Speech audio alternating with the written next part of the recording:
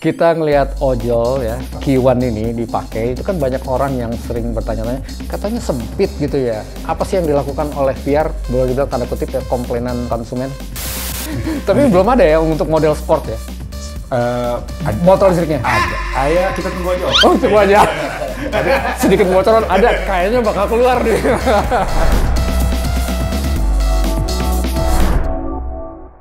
Hello, welcome back to channel EVholic, channel yang membahas beragam hal tentang electric vehicle. Saya Ibeng. Episode kali ini nih, saya berada di ATPM, sebuah motor listrik yang cukup besar dan cukup lama juga. Namanya adalah VR di daerah Sunter. Nanti di sebelah saya ini ada tamu kita. Itu kita akan ngobrol banyak tentang VR elektrik. Tapi sebelumnya ya, buat teman-teman yang belum subscribe, yuk subscribe terlebih dahulu. Dan jangan lupa ya, klik tombol like dan tombol bell.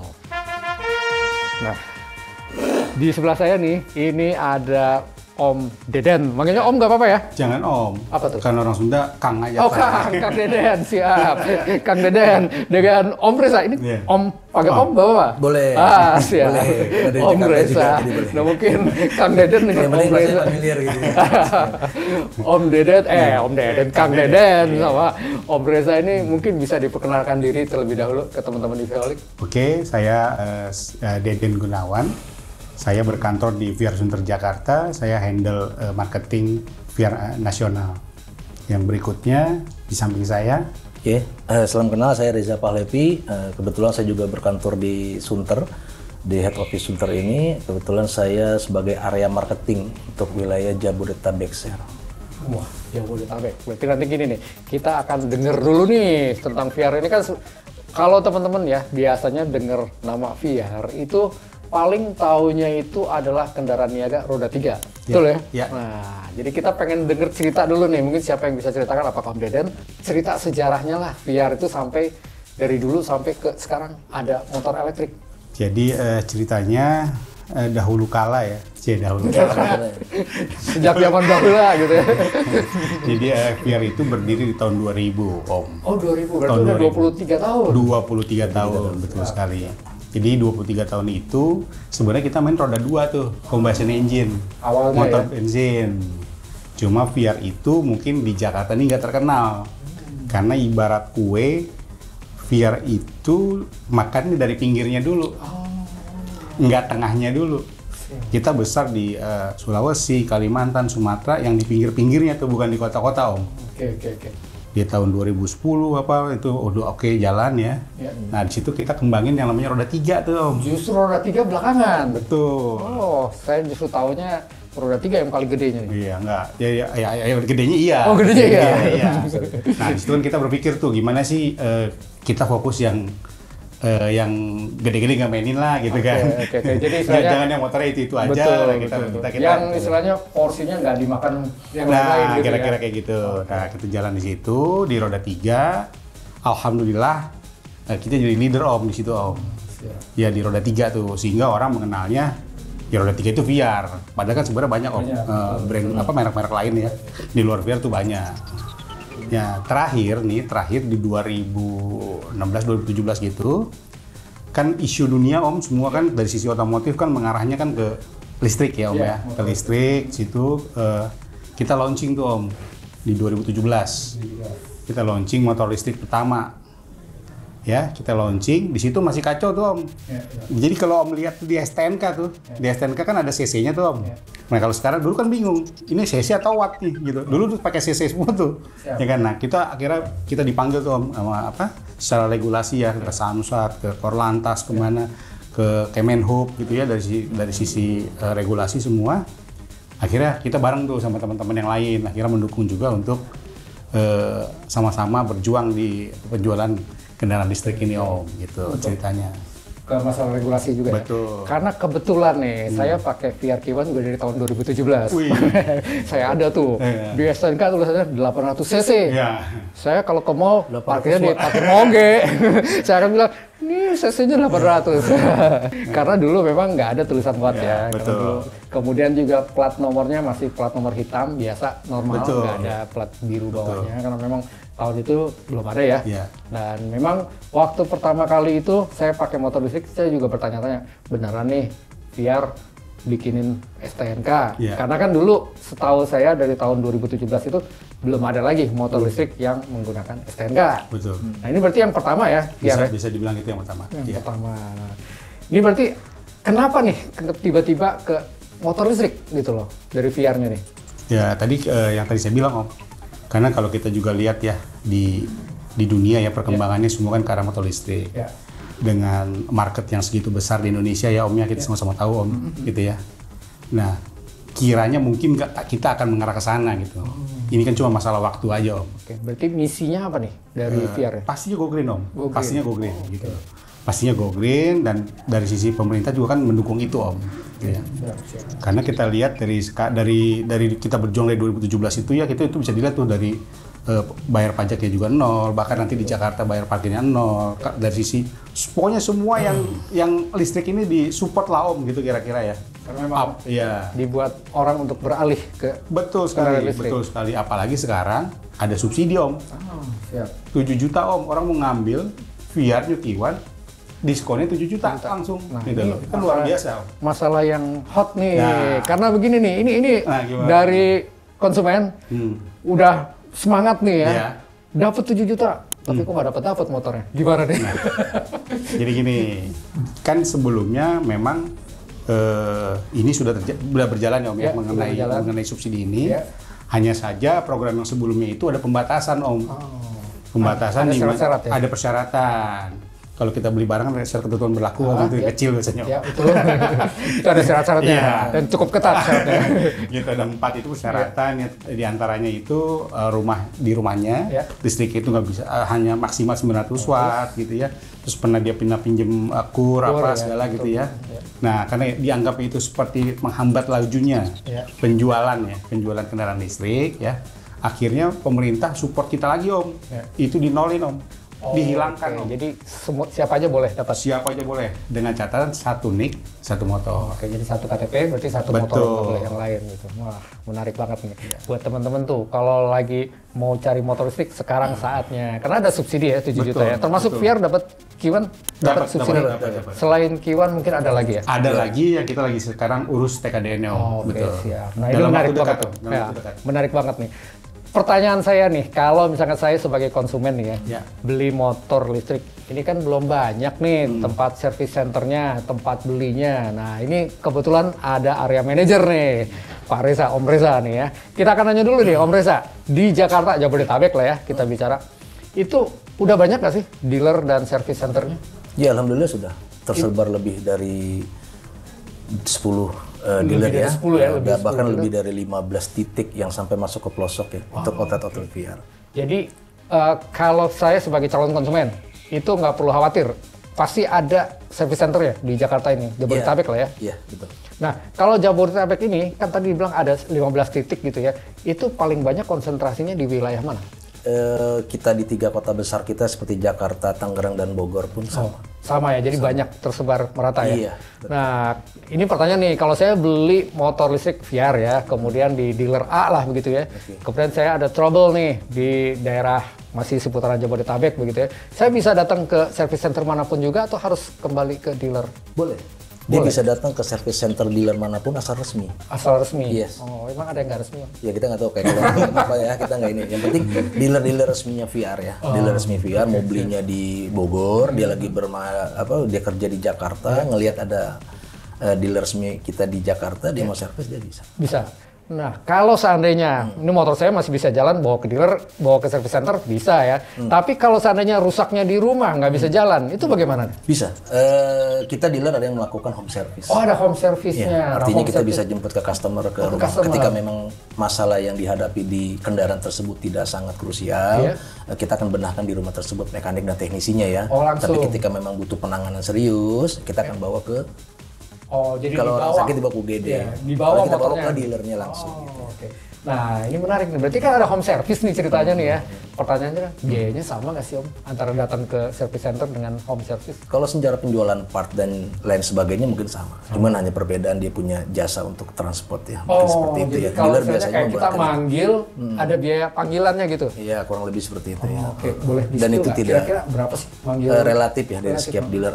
Oh beda-beda, tergantung jauh dekatnya? Iya jauh dekat betul. Betul. Kayak sekarang misalnya minta bantuan di Bogor gitu kan dari memang orang dealer Jakarta ke Bogor kan memang kita bisa perhitungkan dengan jasa seperti itu. Oke, jadi memang tergantung jarak juga ya? Jarak. Tapi rata-rata home service itu dilakukan di area sekitar masing-masing dealer. Sekitar masing-masing. Jadi misalkan areanya Bogor, mungkin panggilnya dari Bogor ke sana. Iya, karena di Bogor kan kita punya beberapa dealer.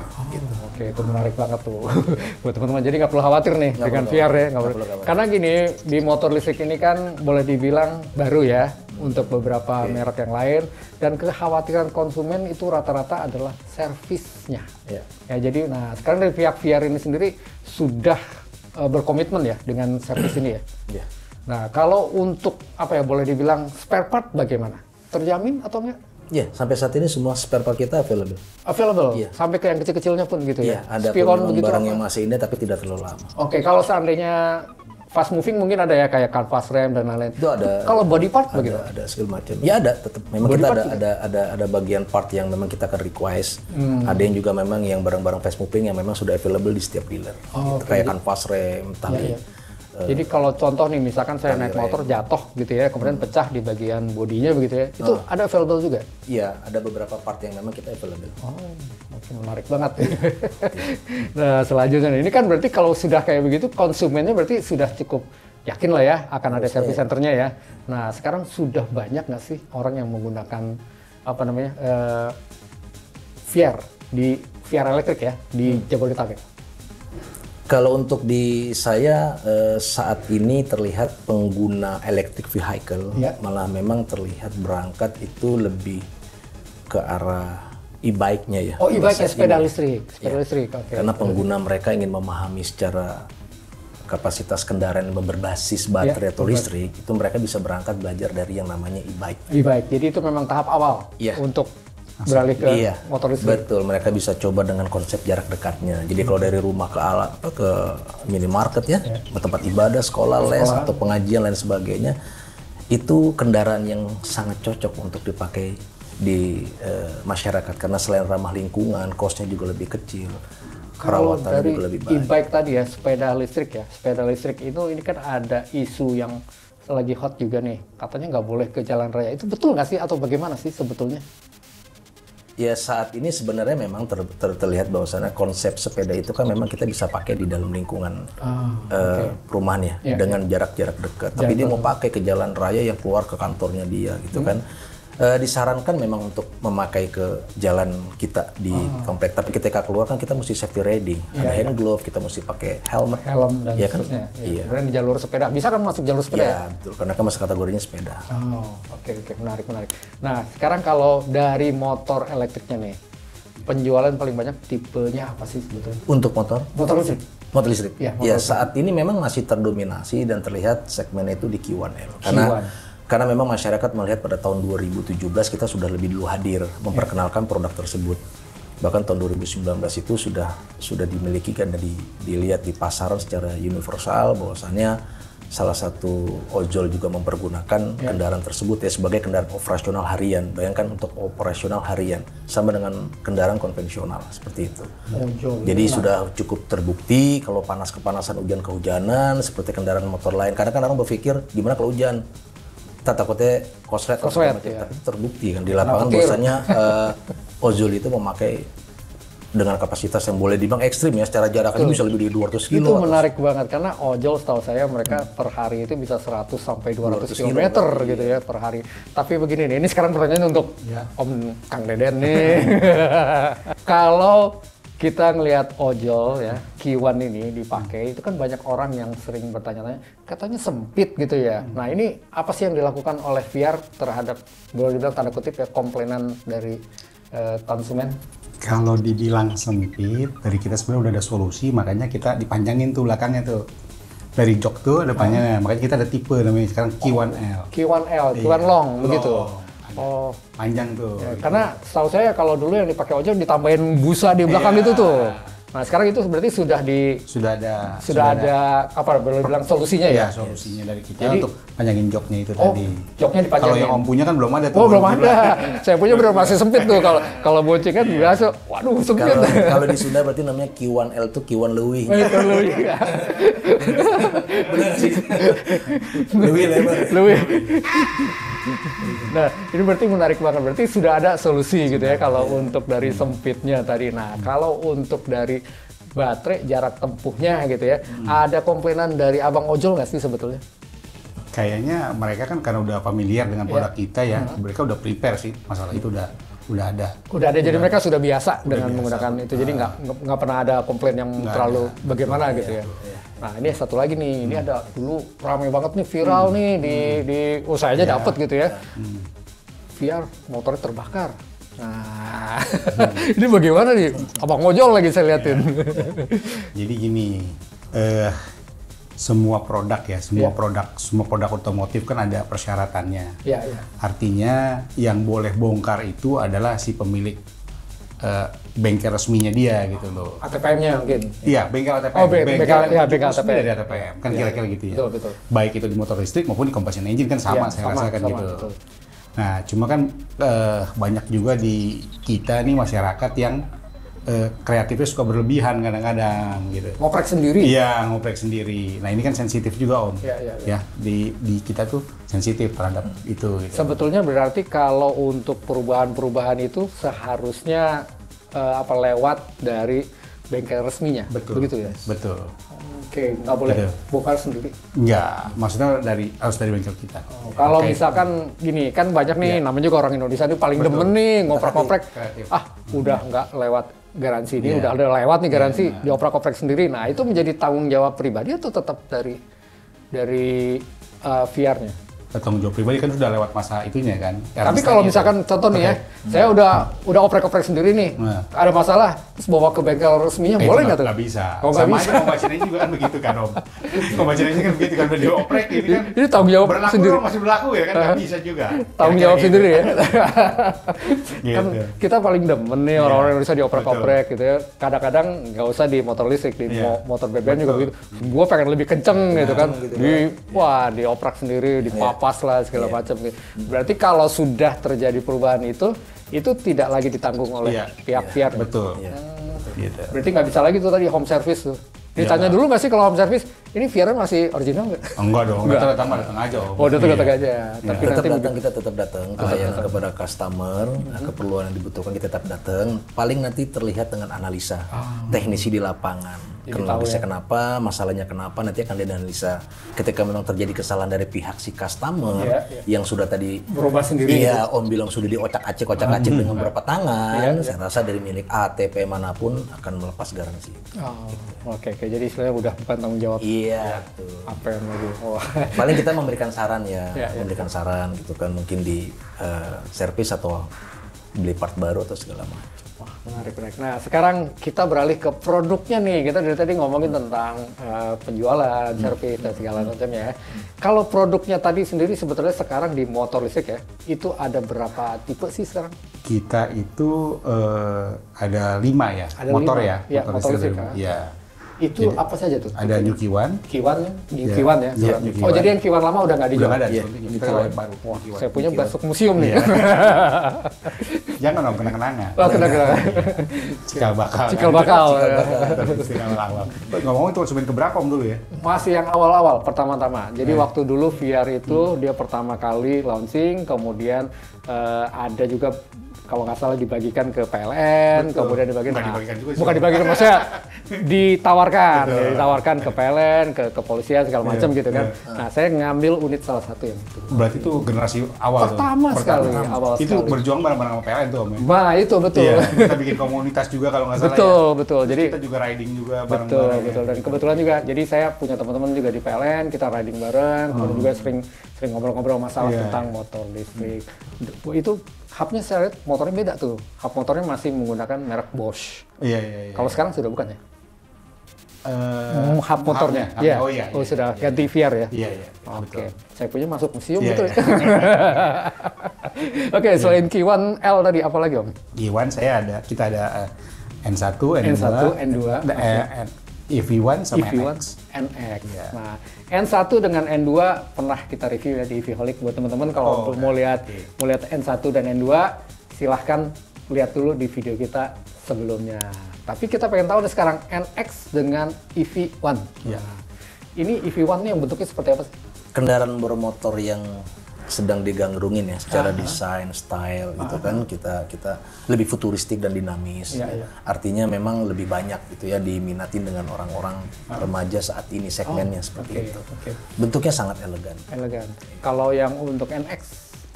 Yang untuk NX jauh lebih klasik. Lebih klasik. Ya, lebih terlihat lebih slow. Lebih slow. Berarti EV1 buat anak muda, NX buat om-om. Jadi cuma saya doang yang pakai. Kalau akang-akang nggak gitu. Akang-akang enggak.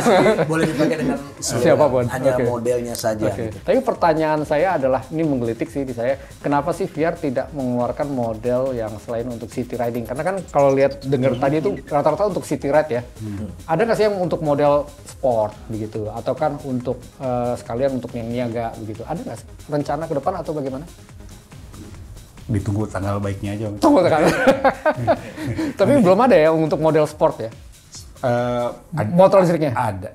Kita tunggu aja, Om. Oh, tunggu aja. Sedikit bocoran ada, kayaknya bakal keluar nih. Kalau untuk niaga juga kemungkinan ada. Kemungkinan ada. Oh, tunggu tuh buat teman-teman. Karena penasaran banget nih. Penasaran sebenarnya di benak saya adalah gini. VR kan jagoan di roda 3, tapi kok nggak ada roda 3 elektrik ya? Kenapa ya? Nah, begitu loh. Jadi gini, Om. Orang mengenalkan kita nih motor niaga ya, Om. Iya, betul. Tangguh buat ngangkut-ngangkut barang. Betul. Jadi kita juga nggak berani sembarangan untuk launching produk yang paling nggak itu bisa ngangkut barang sama gitu loh. Kita khawatir nanti konsumen, wah kok jadi nggak ini kan gitu, Om. Jadi harus dulu kuat, sekarang enggak. Oke, jadi benar-benar hati-hati ya. Betul. Jadi minimal bahwa developmentnya, risetnya harus matang gitu ya. Baru dikeluarkan. Tapi memang akan ke sana nggak sih sebetulnya?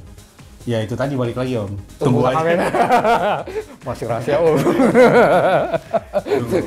Oke, siap. Ini ngomongnya terima kasih banyak nih bincang-bincang kita dengan Om Reza dan Kang Deden. Nggak mau disebut Om.